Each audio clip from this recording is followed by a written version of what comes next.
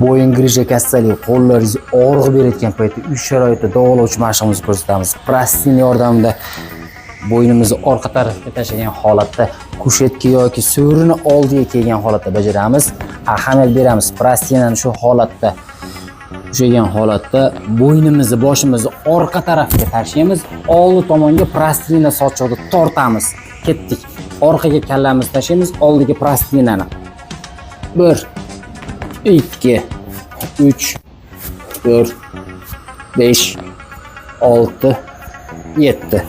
Mana shu mashqimizni bo'yin grija kasalligidan qutulish uchun bir kunda 2 mahal bajarishga tavsiya beraman. Agar mashqimiz yoqqanmasa, bitta like bosib qo'yasiz. Bo'yin sohadagi grijasi bor do'stlaringizga jo'natib qo'yasiz.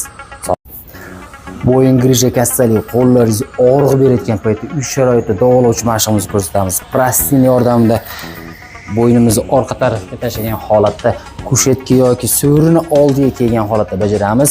Ahamiyat beramiz. Plastinani shu holatda ushlagan holatda bo'ynimizni, boshimizni orqa tarafga tashlaymiz.